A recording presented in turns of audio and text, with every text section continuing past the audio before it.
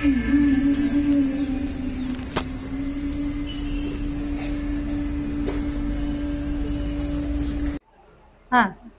Very good. ಯಾರು ಮಾತಾಡ್ಬೇಡ್ರಿ. Okay, ಒಂದ್ prayer ಮಾಡೋಣ್ರಿ. ಎಲ್ಲರೂ ಪ್ರಾರ್ಥನೆ ಮಾಡೋಣ್ರಿ. ಎಲ್ಲರಿಗೂ ಇಷ್ಟನಾ ಮಾಡಕ?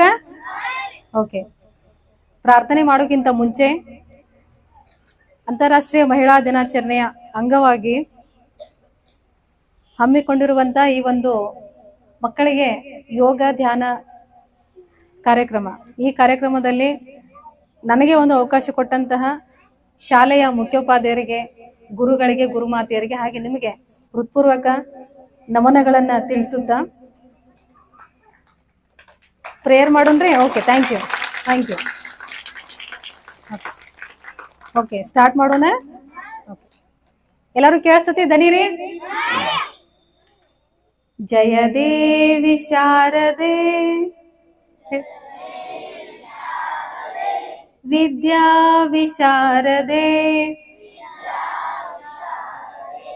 ನಾಷ್ಟ ಮಾಡಿರಿಲ್ಲೋ? ನಾಷ್ಟ ಮಾಡಿರಿ ಮುಂಜಾನೆ? ಜೋರಂಗಿ ಹೇಳ್ರಲ್ಲ ಮತ್ತ. ಜಯ ದೇವಿ ಶಾರದೆ ವಿದ್ಯಾ ವಿಶಾರದೆ ವಿದ್ಯಾ ಬುದ್ಧಿ ಪ್ರದೆ ವರದೆ ಶುಭದೆ. ಜಯ ದೇವಿ ಶಾರದೆ ವಿದ್ಯಾ ವಿಶಾರದೆ.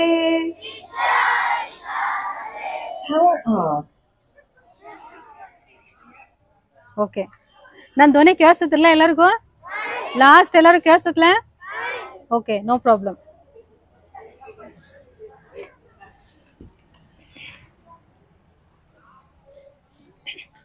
ಈಗ ನಿಮಗ ವಿಷಯಗಳದಲ್ಲಿ ಸಬ್ಜೆಕ್ಟ್ ಅದಾವಲ್ರಿ? ಸಬ್ಜೆಕ್ಟ್ ಒಳಗೆ ಯಾವ ಸಬ್ಜೆಕ್ಟ್ ಇಷ್ಟ ನಿಮಗ? ಒಬ್ಬೊಬ್ಬರ ಹೇಳ್ಬೇಕು. ಯಾರಾದ್ರೂ ಒಂದಿಬ್ರು ಜನ ಹೇಳ್ರಿ, ಯಾವ ವಿಷಯ ಇಷ್ಟ ಆಕತಿ ಹೇಳ್ರಿ. ಗಣಿತ ಇಷ್ಟ, ಅದಕ್ಕೊಂದು ಕ್ಲಾಸ್ ಬರ್ಲಿ. ಗಣಿತ ಇಷ್ಟ ಅಂತ್ರಿ ಅವ್ರಿಗೆ. ಓಕೆ, ನೆಕ್ಸ್ಟ್ ಮತ್ತೆ ಯಾರು ಹೇಳ್ತೀರಿ? ನಿಮ್ಗೆ ಯಾವ ವಿಷಯ ಇಷ್ಟ? ಮತ್ತೆ ಯಾರು ಹೇಳ್ಬೋದು. ಯಾವ ಸಬ್ಜೆಕ್ಟ್ ಇಷ್ಟ ಆಕತಿ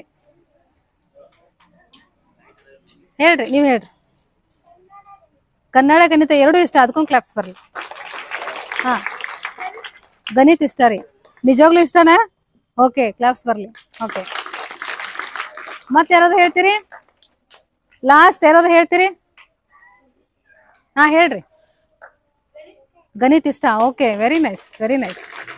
ಓಕೆ, ನಿಮ್ಗ ಇನ್ನಿಬ್ರು ಹೇಳ್ತೀರಿ? ಹಾ, ಹೇಳ್ರಿ. ಅವ್ರು ಹೇಳ್ರಿ. ಓಕೆ, ಗಣಿತ ಇಷ್ಟ. Okay, very nice, very nice. ನಿಮಗ ಹೇಳ್ರಿ. ಇಂಗ್ಲಿಷ? ವೆರಿ ನೈಸ್, ಕ್ಲಾಪ್ಸ್ ಬರ್ಲಿ. ಓಕೆ, ಇನ್ನ ಆಟದೊಳಗ ನೀವು ಆಟ ಆಡ್ತಿರಲ್ಲ, ಆಟದೊಳಗೆ ಯಾವ್ಯಾವ ಆಟ ಇಷ್ಟ ಆಕತಿ? ಯಾವ ಆಟ ಇಷ್ಟ? ಈ ಕಡೆ ಇಬ್ರ ಹೇಳ್ರಿ ಸಾಕು. ಎಲ್ಲರೂ ಬೇಡ, ಈ ಕಡೆ ಇಬ್ರ. ಈಗ ಹೇಳ್ದವ್ರು ಬೇಡ. ನೆಕ್ಸ್ಟ್ ಮತ್ತೆ ಯಾರು ಹೇಳ್ರಿ, ನೀವ್ ಹೇಳ್ರಿ. ನಿಮ್ಗೆ ಯಾವ ಆಟ ಇಷ್ಟ ರೀ?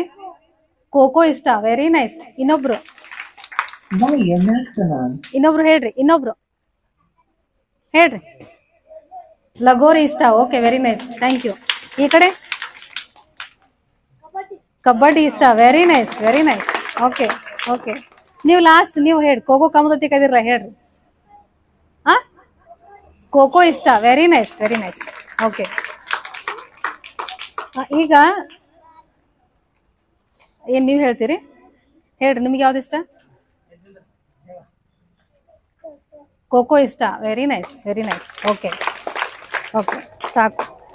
ಈಗ ನೀವು ಸಿಂಗಿಂಗ್, ಡ್ಯಾನ್ಸಿಂಗ್ ಅಂತೆಲ್ಲ, ಡಾನ್ಸ್, ಹಾಡ ಹಾಡೋದು, ನೃತ್ಯ ಮಾಡೋದು, ಪೇಂಟಿಂಗ್, ರಂಗೋಲಿ, ಇದ್ರೊಳಗ ಯಾವ್ದು ಇಷ್ಟ ಆಗ್ತತಿ? ಈ ಕಡೆಯಿಂದ ಇಬ್ರ. ಈಗ ಹೇಳಿದವ್ರು ಬೇಡ, ಮತ್ ಬೇರೆದವ್ರು ಹೇಳ್ರಿ. ಹೇಳ್ರಿ, ನೀವ್ ಹೇಳ್ರಿ. ಯಾವ್ದು ಇಷ್ಟ ಆಗ್ತದೆ? ಹಾ, ರಂಗೋಲಿ ಇಷ್ಟ. ಓಕೆ, ಇನ್ನೊಬ್ರು ಡ್ಯಾನ್ಸ್ ಇಷ್ಟ. ಓಕೆ, ಈ ಕಡೆ ಇಬ್ರು ಹೇಳ್ತೀರಾ? ಯಾರ್ರಿ ಯಾವ್ದು ಇಷ್ಟ ಆಕತ್ ನಿಮಗ? ಹಾಡ ಹಾಡೋದು ಇಷ್ಟನೋ, ಡ್ಯಾನ್ಸ್ ಮಾಡೋದು ಇಷ್ಟನೋ? ಹಾ, ಹೇಳ್ರಿ. ಡಾನ್ಸ್ ಇಷ್ಟ ರೀ. Okay, very nice. ನಿಮಗ ಮತ್ತಾರು ಹೇಳ್ತೀರಿ? ಹಾಡ ಹಾಡೋದು ಇಷ್ಟ. ಓಕೆ, ಒಂದ್ ಜೋರಾಗಿ ಕ್ಲಾಪ್ಸ್ ಎಲ್ಲಾರು. ಓಕೆನಾ? ಎಸ್. ಈಗ ಅಭ್ಯಾಸ ಮಾಡ್ಲಕ್ಕ, ಆಮೇಲೆ ನೀವು ಏನ ಡಾನ್ಸ, ಪೇಂಟಿಂಗ, ಹಾಡ ಹಾಡೋದು ಅಂತ ಹೇಳಿಲ್ಲ, ಅದನ್ನ ಮಾಡ್ಲಕ್ಕ. ಆಮೇಲೆ ಇನ್ನೊಂದು ಕ್ವಶನ್ ಕೇಳಿ, ಏನ್ ಕೇಳ್ರಿ ನಾನು? ಓಕೆ, ಯಾವುದೇ ಆಕ್ಟಿವಿಟಿ ಇರ್ಲಿ, ನಿಮ್ಗ ಅಭ್ಯಾಸ ಮಾಡ್ಲಕ್ಕ, ಆಟ ಆಡ್ಲಕ್ಕ, ಈ ರೀತಿ ಎಲ್ಲ ಆಕ್ಟಿವಿಟಿ ಮಾಡ್ಲಕ್ಕ ನಮಗ್ ಎನರ್ಜಿ ಬೇಕು, ಹೌದಿಲ್ರಿ? ಶಕ್ತಿ ಬೇಕಾ? ಓಕೆ, ಶಕ್ತಿ ಬೇಕಾ? ಒಪ್ಕೋತೀರಾ? ನೆಕ್ಸ್ಟ್ ಇನ್ನೊಂದು ಬೇಕು. ಏನ್ ಬೇಕ್ರಿ? ದೇಹಕ್ಕೆ ಶಕ್ತಿ ಬೇಕು. ಇನ್ನೊಂದು ಏನ್ ಬೇಕು? ಅಲ್ಲ, ಇನ್ನೊಂದು ಬೇಕು. ಅದು ಕರೆಕ್ಟ್ ಹಂಗಿತ್ತಪ್ಪ ಅಂದ್ರೆ ನಾವು ದಿನಾ ಶಾಲೆಗೆ ಬರ್ತೀವ್ರಿ. ಏನು? ಆರೋಗ್ಯ. Very nice. ಒಂದು ಕ್ಲಾಪ್ಸ್ ಬರ್ಲಿ. Okay okay. ವಿದ್ಯಾರ್ಥಿ ಜೀವನಕ್ಕ ದೇಹಕ್ಕೆ ಶಕ್ತಿ ಎಷ್ಟು ಮುಖ್ಯನೋ ಆರೋಗ್ಯನೂ ಅಷ್ಟೇ ಮುಖ್ಯ. ಅದ್ರ ಜೊತೆಗೆ ಇನ್ನೊಂದು ಅತಿ ಮುಖ್ಯವಾದದ್ದು ಬೇಕ್ರಿ. ನೀವೀಗ ಗಣಿತ, ಪರಿಸರ ಅಧ್ಯಯನ, ಇಂಗ್ಲಿಷ ಇಷ್ಟ ಅಂತ ಹೇಳ್ರಲ್ಲ, ಆ ಸಬ್ಜೆಕ್ಟ್ ಅನ್ನ ಓದಕ, ಬರೀಲಕ್ಕ ವಿದ್ಯಾರ್ಥಿಗೆ ಬಹಳ ಅವಶ್ಯಕವಾಗಿ ಒಂದು ವಿಷಯ ಬೇಕು, ನಮ್ಮೊಳಗೆ ಇರ್ಬೇಕು. ಅದೇನ್ ಹೇಳ್ರಿ? ಮೈಂಡ್. ಓಕೆ, ಮೈಂಡ್ ಎಲ್ಲರಿಗೂ ಐತ್ರಿ. ಅದ್ರ ಮೈಂಡ್ ಒಳಗೆ ಏನಿರ್ಬೇಕು? ವೆರಿ ಇಂಟ್ರೆಸ್ಟಿಂಗ್ ಸ್ಟೂಡೆಂಟ್ಸ್ ರೀ ಸರ್. ಬಹಳ ಇಂಟ್ರೆಸ್ಟಿಂಗ್ ಅಂತ ಹೇಳ್ಬೋದು. ಮೈಂಡ್ ಇರ್ಬೇಕಂತ ಹೇಳ್ತಾರೆ, ಡೈರೆಕ್ಟ್ ವಿಷಯನೇ ಹೇಳ್ರವ್ರು. ಬುದ್ಧಿ ಇರಬೇಕು, ಎಲ್ಲಕ್ಕಿಂತ ಮೊದಲು ಮೈಂಡ್ ಇರಬೇಕು. ಕರೆಕ್ಟ್ ಅದು. ಓಕೆ, ಆಸಕ್ತಿ ಇರ್ಬೇಕಾ? ನೆನಪಿನ ಶಕ್ತಿ ಬೇಕಾ? ಓದುವಂತ ಸಾಮರ್ಥ್ಯ ನಮ್ಮಲ್ಲಿ ಇರ್ಬೇಕಾ? ಇದೆಲ್ಲ ನಾವು ತಿನ್ನುವಂತ ಆಹಾರದಿಂದ ಪೂರ್ಣ ಬರ್ತೈತ್ರಿ. ನಾವೆಲ್ಲ ಊಟ ಮಾಡ್ತೀವ 3 ಹೊತ್ತ? ಎಲ್ಲರೂ ಊಟ ಮಾಡ್ತೀವಿಲ್ರಿ? ಹಂಗಾದ್ರೆ ಎಲ್ಲರಿಗೂ ಸಮಾನವಾಗಿ ಯಾಕಿಲ್ಲ ಅದು?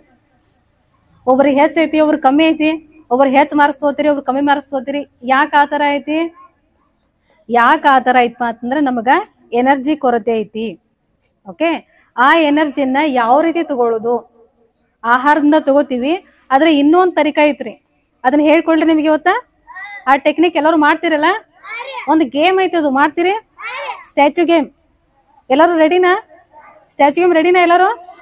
ಓಕೆ, ಇವಾಗ ಟೆಕ್ನಿಕ್ ಹೇಳ್ಕೊಡ್ತೇನ್ರಿ. ಅದನ್ನ ಮಾಡೋದ್ರಿಂದ ಏನಾಗ್ತತಿ ಅನ್ನೋದನ್ನ ನಿಮ್ಗೆ ಆಮೇಲೆ ತಿಳಿಸ್ಕೊಡ್ತೀನಿ. ಓಕೆನಾ? ಒಂದ್ 4-5 ವಿದ್ಯಾರ್ಥಿಗಳು ಬಂದ್ ಮ್ಯಾಲ ಕೂತ್ಕೋರಿ. 4-5 ವಿದ್ಯಾರ್ಥಿಗಳು.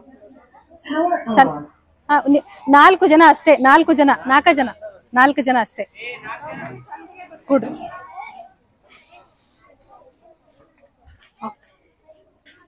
ಯೂಸ್ ಮಾಡ್ರಿ.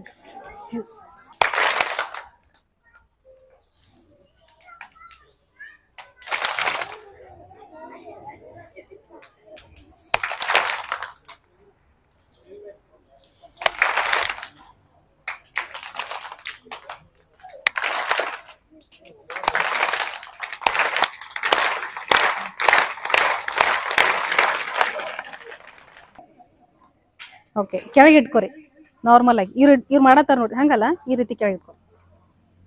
ಓಕೆ, ಸಾಕು.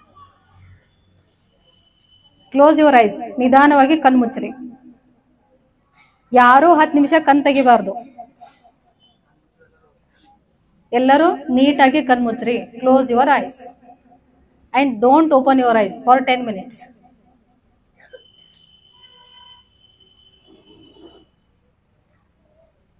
ಚೆನ್ನಾಗಿ ಕೈ ಜೋಡಿಸ್ಕೊರಿ. ಲಾಸ್ಟ್ ಕುಂತಾರಲ್ಲ, ಕೈ ಈ ರೀತಿ ಹಾಕೋರಿ. Okay okay. ಯಾಕೆ ಹಿಂಗ ಹಾಕೋಬೇಕು ಅನ್ನೋದನ್ನ ಲಾಸ್ಟ್ ಅಲ್ಲಿ ಹೇಳ್ತೇನ್ರಿ. ಯಾರು ಕೂಡ ಕಣ್ ತೆಗಿಬೇಡ್ರಿ. ಸ್ವಾಮಿ ವಿವೇಕಾನಂದರ ತರ ಆಗ್ಬೇಕಾಗಿತ್ತಪ್ಪ ಅಂತಂದ್ರ ಸರಿಯಾದ ವಿಧಾನವನ್ನ ಬಳಸ್ರಿ. ನಾ ಹೇಳಿದ್ದಷ್ಟನ್ನ ಮಾಡ್ರಿ. ಯಾರು ಕಣ್ ತೆಗಿಬಾರ್ದು. ಚಿಕ್ಕ ಮಕ್ಕಳು ಓಕೆ, ದೊಡ್ಡವ್ರು ಯಾರು ಕಣ್ ತೆಗಿಬೇಡ್ರಿ. Okay, just relax my dear friends. ನೀವು ಚೇರ್ ಮೇಲೆ ಕೂತೋರು ಈ ರೀತಿ ಕೈ ಕ್ರಾಸ್, ಕಾಲ್ ಕ್ರಾಸ್ ಮಾಡ್ಕೊರಿ. ಕೈ ಕ್ರಾಸ್ ಮಾಡ್ಕೊರಿ. Close your ice. ಓಕೆ, ಯಾರು ಕಣ್ ತೆಗಿಬಾರ್ದು. Just relax my dear friends. Just relax. ಅಗದಿ ಆರಾಮಾಗಿ ಕೂಡ್ರಿ. ಅಗದಿ ಆರಾಮಾಗಿ ಕೂಡ್ಬೇಕು. ನಿಮ್ಮ ದೇಹದ ಯಾವುದೇ ಭಾಗ ಬಿಗಿತದಿಂದ ಕೂಡಿರಬಾರ್ದು. ಯಾರು ಕಣ್ ತೆಗಿಬೇಡ್ರಿ. ಕಣ್ ಮುಚ್ಚ್ರಿ. ಓಕೆ, ಮನಸ್ಸಿನೊಳಗೆ ಯಾವುದೇ ಮಂತ್ರ ಹೇಳಬಾರ್ದು, ಸುಮ್ಮನೆ ಕೂಡಬೇಕು. ನಿಧಾನವಾಗಿ ಉಸಿರನ್ನ ಒಳಗೆ ತಗೋರಿ. ಇನ್ಹೇಲ್, ಹಾಗೆ ಎಕ್ಸೇಲ್. ನಿಧಾನವಾಗಿ ಉಸಿರನ್ನ ಹೊರಗಡೆ ಬಿಡ್ರಿ. ನಿಧಾನವಾಗಿ, ಸ್ಲೋಲಿ. ಮತ್ ನಿಧಾನವಾಗಿ ಉಸಿರನ್ನ ಒಳಗೆ ತಗೋರಿ. ಮತ್ ಅದೇ ತರ ನಿಧಾನವಾಗಿ ಉಸಿರನ್ನ ಹೊರಗೆ ಬಿಡ್ರಿ.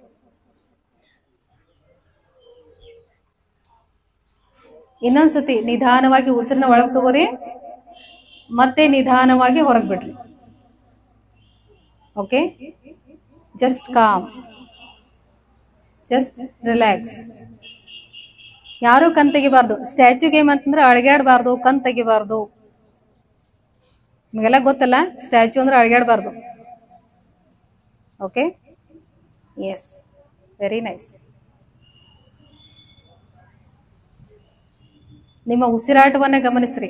ಉಸಿರು ನೋಡ್ರಿ ಹೆಂಗ್ ಒಳಗೆ ಹೋಗ್ತತಿ, ಹೆಂಗ್ ಹೊರಗೆ ಬರ್ತತಿ. Just observe your natural breath. ನಿಮ್ಮ ಉಸಿರಾಟವನ್ನ ಗಮನಿಸಿ. ಉಸಿರು ಒಳಗಡೆ ಹೋಗ್ತದೆ, ಮತ್ತೆ ಹೊರಗಡೆ ಬರ್ತದೆ. ನೀವ ತಗೊಳ್ಳೋದು ಬಿಡೋದು ಮಾಡ್ಬೇಡ್ರಿ. ಉಸಿರಾಟ ತಾನಾಗಿ ನಡೆದತ್ರಿ. ಆ ಉಸಿರಾಟವನ್ನ ಗಮನಿಸ್ಬೇಕಷ್ಟ. ಯಾರು ಕಣ್ ತೆಗಿಬಾರ್ದು. ಮಧ್ಯದಲ್ಲಿ ಯಾರು ಕೂಡ ಕಣ್ ತೆಗಿಬೇಡ್ರಿ.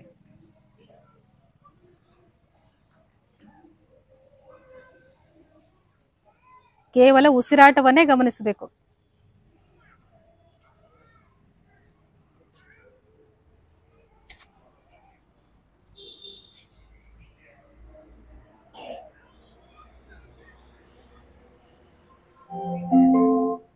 Bluetooth mode.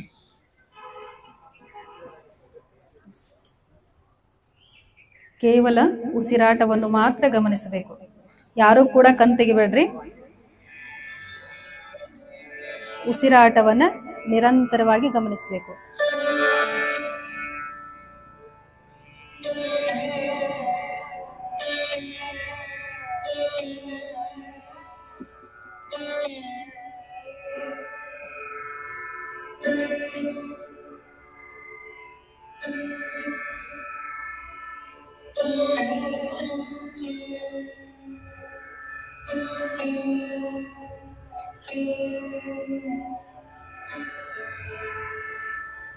ಕೇವಲ ನಿಮ್ಮ ಶ್ವಾಸವನ್ನು ಮಾತ್ರ ಗಮನಿಸಬೇಕು.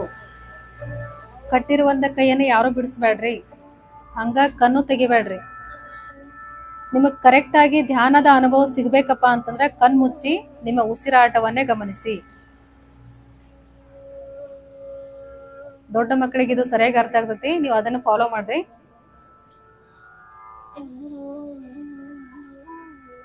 ಕೇವಲ ಶ್ವಾಸವನ್ನು ಮಾತ್ರ ಗಮನಿಸಬೇಕು. ಜಾಣ ವಿದ್ಯಾರ್ಥಿಗಳೆಲ್ಲ ನೀವು ಕಣ್ ತೆಗಿಬಾರ್ದು. ಉಸಿರಾಟವನ್ನೇ ಗಮನಿಸಬೇಕು. ನಿಮ್ ತರನೇ ಎಲ್ಲರೂ ಕಣ್ ಮುಚ್ಚಿ ಕುಂತಾರ್ರಿ. ಯಾರಿಗೂ ತೊಂದರೆ ಕೊಡಬಾರ್ದು.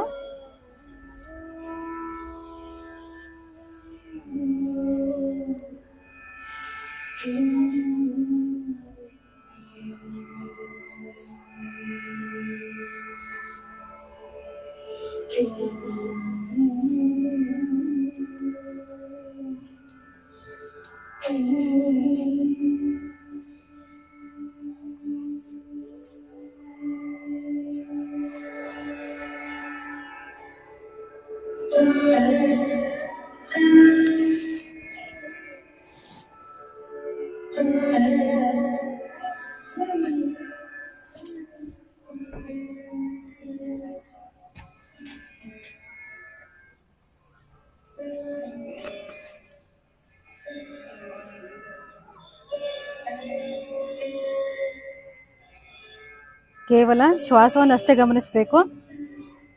ಉಸಿರಾಟದ ಕಡೆಗೇನೆ ಗಮನ ಇರಬೇಕು. ಸಾಕಷ್ಟು ಯೋಚನೆ ಬರ್ತಿರ್ತಾವ್ರಿ. ಯೋಚನೆ ಕಡೆ ಗಮನ ಕೊಡಬಾರ್ದು. Just observe your natural breath my dear students. ಶ್ವಾಸವನ್ನೇ ಗಮನಿಸಬೇಕು. ನಿರಂತರವಾದ ಉಸಿರಾಟ.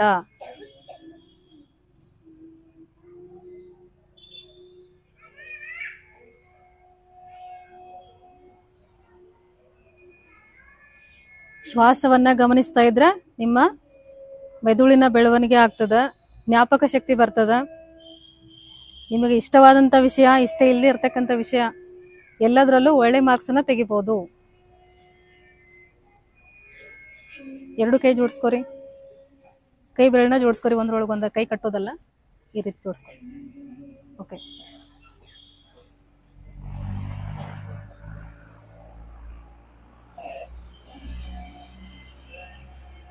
For 10 minutes my dear students. ಯಾರು ಕಣ್ ತೆಗಿಬೇಡ್ರಿ.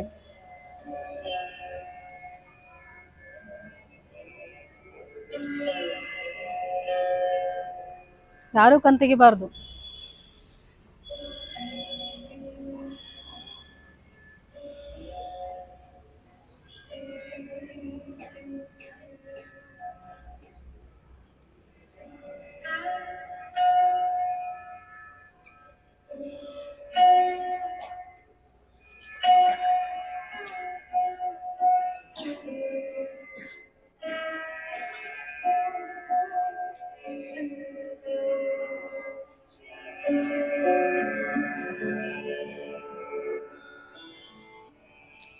ಕೇವಲ ಶ್ವಾಸವನ್ನ ಮಾತ್ರ ಗಮನಿಸಬೇಕು. ಅಂದ್ರೆ ನೀವು ಉಸಿರಾಟವನ್ನ ಗಮನಿಸ್ರಿ. ಯಾರು ಕಣ್ ತೆಗಿಬೇಡ್ರಿ. ಜೋಡಿಸಿರುವಂತ ಕೈಗಳನ್ನ ಬಿಡಿಸಬಾರ್ದು. ಉಸಿರಾಟವನ್ನೇ ಗಮನಿಸಬೇಕು.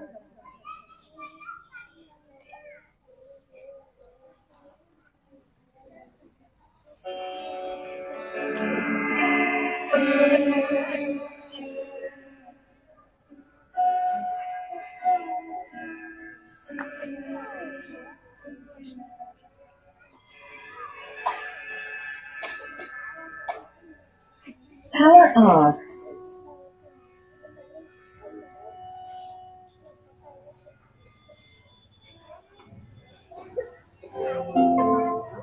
Bluetooth.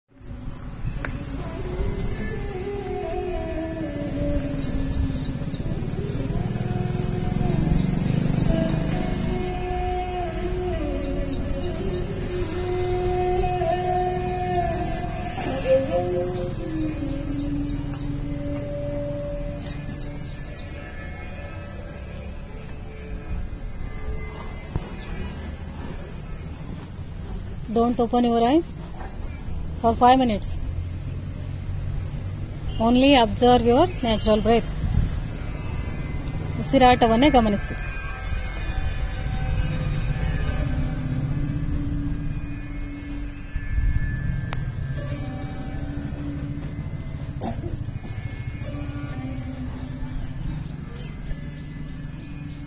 ಶ್ವಾಸವನ್ನೇ ಗಮನಿಸ್ತಾ ಇರಬೇಕು. ಕೇವಲ ಶ್ವಾಸವನ್ನೇ ಗಮನಿಸಬೇಕು.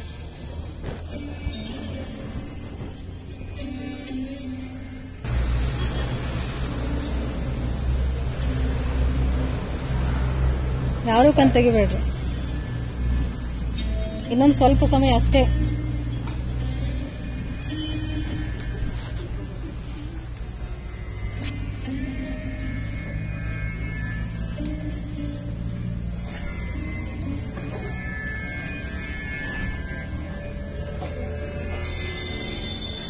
ಮುಚ್ಚಿ ಬಡವ ತನಕ ಕುಂಡ್ರಬೇಕಂತ ಯಾರಿಗನಿಸ್ತು?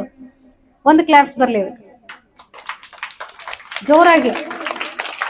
Very nice, very nice. Okay, ಅಂದ್ರೆ ನಿಮಗ ಧ್ಯಾನ ಇಷ್ಟ ಆಗೈತಿ ಅಂತ ಅರ್ಥ ಮಾಡ್ಕೊಲ್ಲ.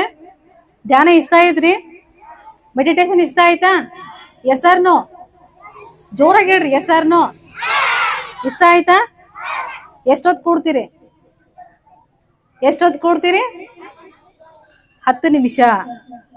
10 ನಿಮಿಷ ದಿನಾಲೂ ಈ ಅಭ್ಯಾಸವನ್ನ ಮಾಡ್ಬೇಕು. ಓಕೆ, ಎರಡು ಕಣ್ ಮುಚ್ಚಿದ್ರಿ. ಎರಡು ಕಣ್ ಮುಚ್ಚಿದಾಗ ಕಲರ್ಸ್ ಎಷ್ಟು ಜನರಿಗೆ ಕಾಣಿಸ್ತು? ಬಣ್ಣಗಳು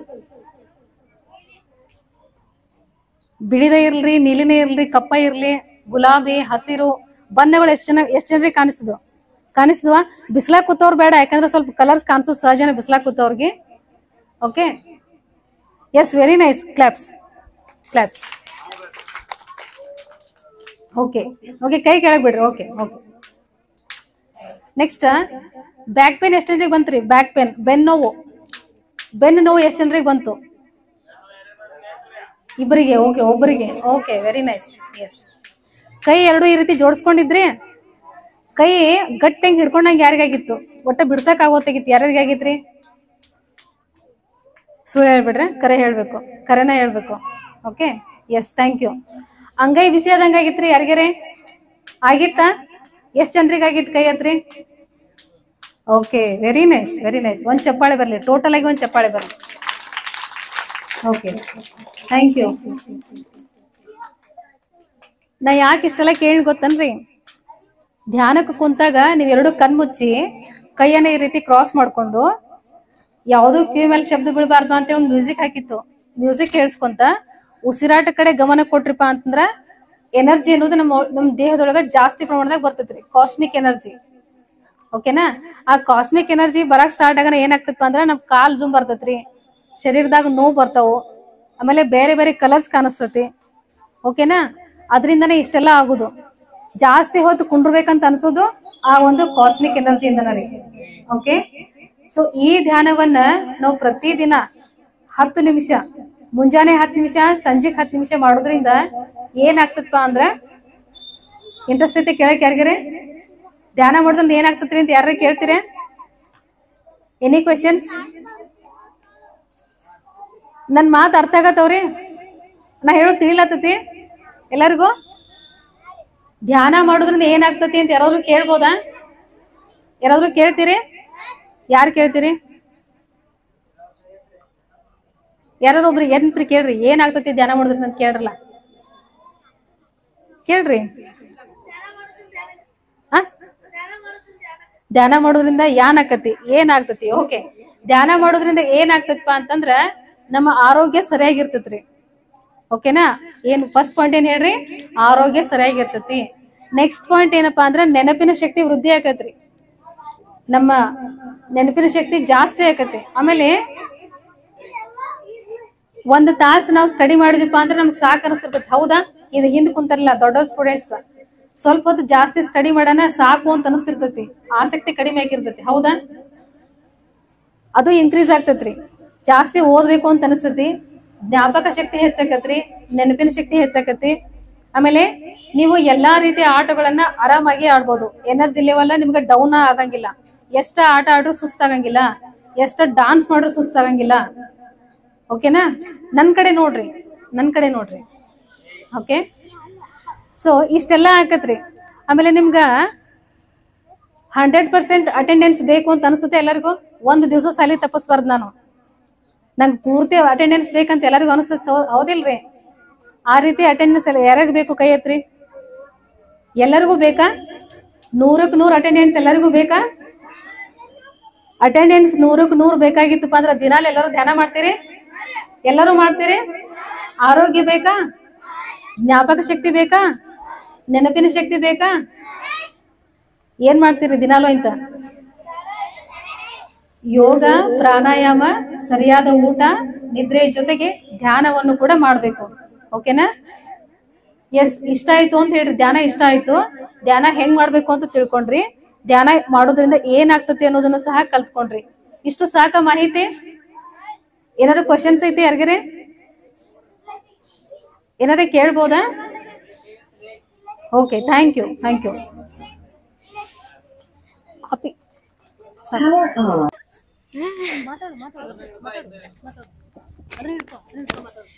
ಜ್ಞಾನ ಮಾಡುವಾಗ ಹುಣ್ಣಿಮೆ ಅಮಾವಾಸ್ಯೆ ನಮ್ಮ ಮ್ಯಾಗ ಪ್ರಭಾವ ಬೀರ್ತೈತಿ.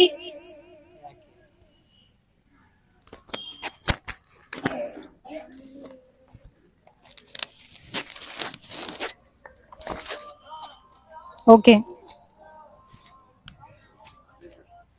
Very good question. ನಾವು ಧ್ಯಾನ ಮಾಡೋ ಸಮಯದೊಳಗ ಧ್ಯಾನ ಏನೋ ಮಾಡ್ತೀವಿ, ಹುಣ್ಣಿಮೆ ಮತ್ತು ಅಮಾವಾಸ್ಯೆ ಇದ್ದಾಗ ಧ್ಯಾನ ಮಾಡಿದ್ರೆ ಎಷ್ಟು ಲಾಭ ಆಗ್ತತೆ ಅಂತ ಅವ್ರ ಕ್ವಶನ್ ಕೇಳ್ರು. ಓಕೆ, ಹುಣ್ಣಿಮೆ ದಿವಸ ಧ್ಯಾನ ಮಾಡೋದ್ರಿಂದ ಜಾಸ್ತಿ ಲಾಭ ಆಕತ್ರಿ. ಯಾಕಪ್ಪ ಅಂತಂದ್ರ ದೊಡ್ಡವ್ರು ಕೇಳೋ ಪ್ರಶ್ನೆ ನೀವೇ ಕೇಳಿ, ಅವ್ರಿಗೂ ಚಪ್ಪಾಳೆ ಬರಲಿ. ಫಸ್ಟ್ ನಿಮ್ಗೆ ಕ್ಯಾಲ್ಕುಲೇಷನ್ ಹೇಳ್ತೀನಿ. ಏನಪ್ಪಾ ಅಂತಂದ್ರ ನಾವ್ 1 ತಿಂಗಳು ಪೂರ್ತಿ ಧ್ಯಾನ ಮಾಡೋದು ಒಂದ, ಹುಣ್ಣಿಮೆ ದಿವಸ ಧ್ಯಾನ ಮಾಡೋದು ಒಂದ.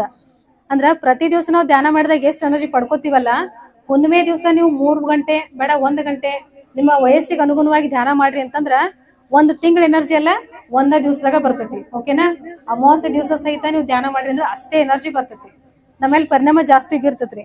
ಜೊತೆಗೆ ಹೇಳ್ಬೇಕಪ್ಪ ಅಂದ್ರ ನಮ್ಮ ದೇಹದ ಯಾವುದೇ ಸಮಸ್ಯೆ ಇರ್ಲಿ, ನೆಗಡಿ ಹಿಡ್ಕೊಂಡ BP ಶುಗರ್ ಎಂತದ್ದೇ ಸಮಸ್ಯೆ ಇದ್ರು ಸಹಿತ ಹುಣ್ಣಿಮೆ ದಿವಸ ನೀವು ಪ್ರತಿ ಹುಣ್ಣಿಮೆಗೆ ಹೆಚ್ಚು ಹೆಚ್ಚು ಧ್ಯಾನ ಮಾಡ್ತಾ ಬಂದ್ರಿ ಅಂತಂದ್ರೆ ನಿಮ್ಮ ದೇಹದ ಎಲ್ಲಾ ಸಮಸ್ಯೆ ಕಡಿಮೆ ಸಮಯದೊಳಗನ ಕಮ್ಮಿ ಆಗ್ತಾವ. ಓಕೆನಾ? Got it? ಅರ್ಥ ಆಯ್ತಾ? ಎಸ್. ಎಲ್ಲರಿಗೂ ಹಸುವಾಗೈತಿ ಅಲ್ರಿ? ಹಸುವಾಗೈತಿ ಎಲ್ಲರಿಗೂ? ಹೌದಾ? ಇನ್ನು ಒಟ್ಟ ಅರ್ಧ ತಾಸು ಇಲ್ಲ, ಅರ್ಧ ತಾಸು ಒಳಗನ. ಓಕೆನಾ ಎಲ್ಲರಿಗೂ? ಓಕೆನಾ? ಚಾಕ್ಲೇಟ್ ಯಾರಿಗೆ ಇಷ್ಟ? ಎಲ್ಲರಿಗೂ ಇಷ್ಟ, ಹೌದಿಲ್ಲ? ಒಂದ್ ಸ್ವಲ್ಪ ವೇಟ್ ಮಾಡ್ತೀರಿ? ಈ ವಿಷಯ ನಿಮಗೋಸ್ಕರನ. Okay, thank you. ಒಂದು ಕ್ಲಾಸ್ ಬರುತ್ತೆ. Thank you. ಮಾರ್ಚ್ 8 ಮಹಿಳಾ ದಿನಾಚರಣೆ ಅಂಗವಾಗಿ ಹಮ್ಮಿಕೊಂಡಂತಹ ಈ ಒಂದು ಅದ್ಭುತಪೂರ್ವ ಕಾರ್ಯಕ್ರಮಕ್ಕೆ ನಾನು ಸಹ ಭಾಗವಹಿಸಿದ್ದೀನಿ ಅನ್ನೋದೇ ಒಂದು ದೊಡ್ಡ ವಿಷಯ. ಬಹುಶಃ ಬಸವೇಶ್ವರ ಶಿಕ್ಷಣ ಸಂಸ್ಥೆ ಬಗ್ಗೆ ಬಹಳಷ್ಟು ಹೆಮ್ಮೆ ಅನಿಸ್ತದೆ ಮೇಡಮ್. ಯಾಕಂದ್ರೆ ನೀವೊಂದು ಮಾತು ಹೇಳಿರಿ, ಎಲ್ಲಿ ನಾರಿ ಪೂಜೆಗೆ ಒಳಗಾಗ್ತಾಳೋ ಅಲ್ಲಿ ದೇವರ ವಾಸಸ್ಥಾನ ಇರ್ತದೆ ಅಂತ. ಬರ್ತಾ ನಾ ಮೇಡಮ್ ಅವ್ರಿಗೆ ಒಂದು ನಮಸ್ಕಾರ ಹಾಕೊಂಬಂದೆ. ಯಾಕಂದ್ರೆ ಅವ್ರು ದೇವರ ಸ್ಥಾನದೊಳಗದಾರಿ. ಅಲ್ಲಿ ನಾರಿ ಪೂಜೆ ಒಳಗಾಗ್ತಾಳ ಅಂದ್ರ ಇಲ್ಲಿ ಸಾಕ್ಷಾತ್ ಸರಸ್ವತಿ ವಾಸ ಆಯ್ತಿ ಅಂತ ನಾನು ಗಂಟ ಓದುವಾಗ ಹೇಳ್ತೀನಿ. ಅದಕ್ಕೆ ಪ್ರತ್ಯಕ್ಷ ಸಾಕ್ಷಿ ಎಲ್ಲ ಮಕ್ಕಳಿಗೆ. ಸುಮಾರು ಶಾಲಾ ಕಾಲೇಜುಗಳನ್ನ ತಿರುಗಾಡಿದಾಗ ಬಹಳಷ್ಟು ಶಾಲೆಗಳು ಬೆರಳೆಣಿಕೆ ಶಾಲೆಗಳು ಮಾತ್ರ ಆದರ್ಶ ಶಾಲೆಗಳು ಅಂತ ಹೆಸರು ಪಡ್ಕೊಂಡವ್ರಿ. ಅದರೊಳಗೆ ಬಸವೇಶ್ವರ ಶಿಕ್ಷಣ ಸಂಸ್ಥೆ ಸಹ ಒಂದು. ಹಾಗಾಗಿ ಇಂತಹ ಸಂಸ್ಥೆಗೆ ಪ್ರಥಮದಲ್ಲಿ ಒಂದು ಧನ್ಯತಾ ಭಾವ ತಿಳಿಸುತ್ತಾ, ವೇದಿಕೆಯ ಮೇಲೆ ಇರ್ತಕ್ಕಂತಹ ಎಲ್ಲಾ ಆತ್ಮಬಂಧುಗಳಿಗೆ, ವೇದಿಕೆಯ ಮುಂದೆ ಇರ್ತಕ್ಕಂತಹ ಎಲ್ಲಾ ಚೇತನಗಳಿಗೆ ವಿಶಾಲಾಕ್ಷಿ ಮಾಡುವಂತ ಸಪ್ರೇಮ ಆತ್ಮಪೂರ್ವಕ ನಮನಗಳು. ಏನ್ಪಾ ಅಂತಂದ್ರ ಮಾರ್ಚ್ 8ನೇ ತಾರೀಕು ಮಹಿಳಾ ದಿನಾಚರಣೆ. ಓಕೆ, ನಾವು ಚಾಕ್ಲೇಟ್ ಯಾರ್ಯಾರು ಬೇಕು? ಹಾಗಾದ್ರೆ ಸುಮ್ಕೊಂಡು ಸೈಲೆನ್ಸ್. ಓಕೆ, ಆಮೇಲೆ ಮಹಿಳಾ ದಿನಾಚರಣೆಯನ್ನ ಯಾರೆಲ್ಲ ಆಚರಣೆ ಮಾಡ್ತಾ ಬಂದ್ರು, ಯಾವಾಗ ಆಚರಣೆ ಘೋಷಣೆ ಆಯ್ತು ಅನ್ನುವಂತ ಎಲ್ಲಾ ವಿಚಾರಧಾರೆಯನ್ನ ಹೇಳ್ತಾ ಬಂದ್ರಿ. ಬಹುಶಃ ಎಲ್ಲರನ್ನೂ ಕೇಳ್ತಂದ್ರೆ ಮಹಿಳಾ ದಿನಾಚರಣೆಯನ್ನ ಘೋಷಣೆ ಮಾಡಿದಂತಹ ಮೊದಲ ಪುರುಷ ಯಾರು? ಇದು ನಾರ್ಮಲ್ ಕ್ವಶನ್ ಎಲ್ಲರಿಗೂ ಸಾರ್ವತ್ರಿಕವಾಗಿ. ಯಾರಾದ್ರೂ ಹೇಳ್ಬೋದಾ? ಮೊದಲ ಪುರುಷ ಯಾರು? ಮಹಿಳೆಯರಿಗೆ ಪ್ರಾಮುಖ್ಯತೆಯನ್ನು ಕೊಟ್ಟಂತಹ ಮೊದಲ ಪುರುಷ ಯಾರು? ಯಾರಾದ್ರೂ ಹೇಳ್ತೀರಿ? ಯಾರಾದ್ರೂ ಹೇಳ್ಬೋದು? ಮಹಿಳೆಯರಿಗೆ ಸಮಾನತೆಯನ್ನು ಕೊಟ್ಟಂತಹ ಮೊದಲ ಪುರುಷ ಯಾರು? ಮನು. Okay, very nice. ಒಂದ್ ಚಪ್ಪಾಳೆ ಬರಲಿ. ಇನ್ನು ಮುಂದುವರೆದ ಯಾರಪ್ಪ ಅಂತಂದ್ರ ನೀವು ಅನುಮತಿ ಇದ್ರೆ ಹೇಳ್ತೇನ್ರಿ. ಶಿವ ಪರಮಾತ್ಮ, ಅರ್ಧನಾರೀಶ್ವರ ತತ್ವ. ನೀವ್ ಯಾರು ಫೋಟೋ ನೋಡಿರಿ? ಅರ್ಧ ಪರಮಾತ್ಮ ಅರ್ಧ ಪಾರ್ವತಿ ಫೋಟೋ ಯಾರ್ಯಾರು ನೋಡಿರಿ? ಎಲ್ಲರೂ ನೋಡಿರಿ? Very good. ಓಕೆ, ನಾನೊಬ್ಬ ಆಧ್ಯಾತ್ಮ ಜೀವಿ ಆಗಿರೋದ್ರಿಂದ ಸ್ತ್ರೀ ತತ್ವ ಅನ್ನೋದು ಪ್ರತಿ ಪುರುಷನಲ್ಲೂ ಐತಿ, ಪ್ರತಿ ಸ್ತ್ರೀಯಲ್ಲಿ ಪುರುಷ ತತ್ವ ಸಹ ಐತಿ. ಮೊಟ್ಟ ಮೊದಲಿಗೆ ಈ ಮಹಿಳೆಗೆ ಸಮಾನತೆಯನ್ನು ಕೊಟ್ಟವ್ರು ಯಾರಪ್ಪ ಅಂದ್ರ ನಾವೇನ್ ಪೂಜೆ ಮಾಡ್ತಿರ್ಲ ಶಿವಪ್ಪ ಪರಮಾತ್ಮ, ಅವರು ತನ್ನ ದೇಹದೊಳಗ ಅರ್ಧ ಭಾಗವನ್ನೇ ಕೊಟ್ಟರು. ಓಕೆ, ಹಂಗಾಗಿ ಆ ಕಾಲದಿಂದ ಈ ಕಾಲ ತನಕ ಸ್ತ್ರೀ ಪೂಜೆಗೆ ಒಳಗಾಗತ್ತಾಳು ಅಂತಂದ್ರ ಅವಳಲ್ಲಿರ್ತಕ್ಕಂತಹ ಗುಣಗಳಿಂದ, ಅವಳ ಒಳಗೆ ಇರ್ತಕ್ಕಂತ ವಿಶೇಷವಾದ ಶಕ್ತಿಯಿಂದ. ಸಿದ್ದೇಶ್ವರ ಅಪ್ಪಾಜಿಯವರು ಬಾಳ ಚಂದ ಹೇಳ್ತಾರ್ರಿ, ಗಂಡು ಹುಟ್ಟಿದ್ರ ಪೇಡೆ ಅನ್ಸ್ತಾರತ್ತ, ಹೆಣ್ಣು ಹುಟ್ಟಿದ್ರ ಸಕ್ಕರೆ ಅನ್ಸ್ತಾರೋ, ಇಲ್ಲಾಂದ್ರ ಜಿಲೇಬಿ ಅನ್ಸ್ತಾರೋ. ಈ ತಾರತಮ್ಯ ಯಾಕ? ಮನೆ ಬೆಳಗು ಸರ್ ಒಂದೇನಂತಂದ್ರ ನಾನು ನೋಡಿನ್ರಿ, ಗಂಡ ಹಚ್ಚಿರ ತುಪ್ಪ ದೀಪ ಹಚ್ಬೇಕತ್ರಿ ಮನ್ಯಾಗ, ಅದು 5 ದೀಪ ಹಚ್ಬೇಕತ್ತ, ಹೆಣ್ಣು ಹುಟ್ಟಿದ್ರ ಹಚ್ಬಾರ್ದು. ಹಿಂಗೆ ಆಯ್ತು. ನಾ ಒಂದ್ ಕಡೆ ದೀಪ ಹಚ್ಚೇ ಬಿಟ್ಟೆ. ಯಾಕ? ಆಕಿ ನಮ್ಮ ಮನೆಗೆ ದೀಪ ಅಷ್ಟೇ ಹಚ್ಚೋದಲ್ಲ, ಮತ್ತೊಂದು ಮನೆಗೆ ದೀಪ ಸಹ ಹಚ್ತಾರೋ. ಹಾಗಾಗಿ ಇಬ್ರು ಸಮಾನತೆ ಇರ್ಲಿ ಅಂತಕ್ಕಂಥದ್ದು. ಈ ವ್ಯತ್ಯಾಸ ಹೋಗ್ಬೇಕು. ತಪ್ಪು ತಿಳ್ಕೊಳಕ್ ಹೋಗ್ಬೇಡ್ರಿ. ಈ ವ್ಯತ್ಯಾಸ ಬರೋದು ಮೊದ್ಲು ಹೆಣ್ಮಕ್ಳದೆಲ್ಲ. ಮೊದಲು ಅವರಲ್ಲಿ ಬರುತ್ತೆ. ಹೆಣ್ಣು ಹುಟ್ಟನ ಖುಷಿ ಪಡ್ಬೇಕಾದ್ರೆ ಹೆಣ್ಮಗಳು ಇನ್ನ ಮತ್ತು ಹೆಣ್ಣ ಹುಟ್ಟಿದ್ದ ಅನ್ನುವಂತ ತಾಯಂದ್ರು ಸಹ ಅದಾರು. ಹಾಗಾಗಿ ಈ ಮಹಿಳಾ ದಿನಾಚರಣೆ ಉದ್ದೇಶ ಏನಪ್ಪಾ ಅಂತಂದ್ರ ಹೆಣ್ಣಿಗೆ ಸ್ಥಾನಮಾನ ಕೊಡೋದು ಎಷ್ಟು ಮುಖ್ಯನೋ ಅವಳೊಳಗಿರ್ತಕ್ಕಂಥ ಶಕ್ತಿಯನ್ನು ಅರಿತುಕೊಂಡು ಅವಳಿಗೆ ಪ್ರೋತ್ಸಾಹ ಕೊಡೋದು ಸಹ ಅಷ್ಟೇ ಮುಖ್ಯ. ಹಾಗಾಗಿ ಸ್ನೇಹಿತರೆ, ಆದಿಯೋಗಿ ಶಿವನ ಹೆಣ್ಮಕ್ಳಿಗೆ ಪ್ರೋತ್ಸಾಹ ಕೊಟ್ಟಾರ ಅಂದ್ಮೇಲತ್ತ ನಾವ್ ಯಾಕೆ ಕೊಡ್ಬಾರ್ದು?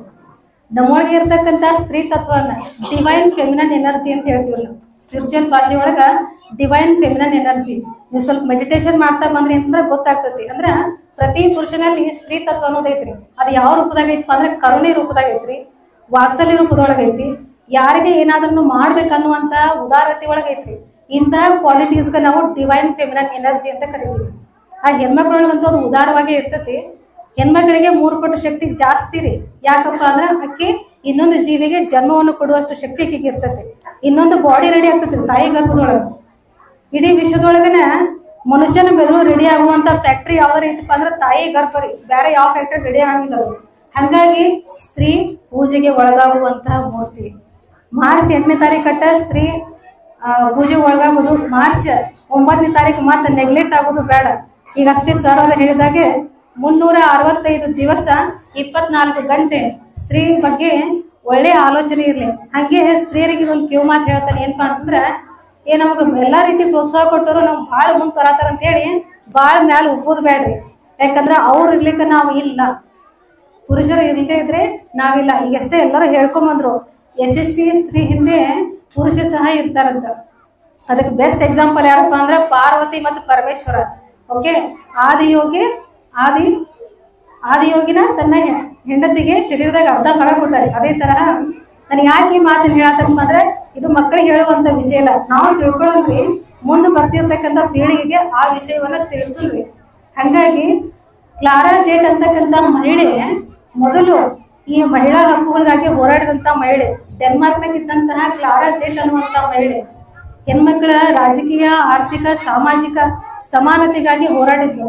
ಆ ಒಂದು ಹೋರಾಟ ಇಲ್ಲಿ ಬಂದು ತಲುಪಿದ್ವಿ. ಅಷ್ಟೇ ಯಾಕೆ, ಶರಣರ ಕಾಲದಲ್ಲಿ ಮಹಿಳೆಯರಿಗೆ ಹೋರಾಡಿದವರು, ಮಹಿಳೆಯರಿಗೋಸ್ಕರ ಹೋರಾಡಿದವರು ಯಾರಪ್ಪ ಅಂತಂದ್ರೆ ಬಸವಣ್ಣವ್ರ ಕಾಲದಲ್ಲಿ ಎಷ್ಟೋ ಜನ ವಚನಕಾರ್ತಿಯರು ಬಂದ್ರು. ಹೆಂಗ್ ಬಂದ್ರಿ ಅವ್ರ? ಅಲ್ಲಿ ಸಮಾನತೆ ಇರ್ಲಿಲ್ಲ. ಅಲ್ಲಿ ಸಮಾನತೆಯನ್ನು ತಂದ್ಕೊಂಡವ್ರು ಯಾರಪ್ಪ ಅಂತಂದ್ರೆ ಬಸವಣ್ಣವರು.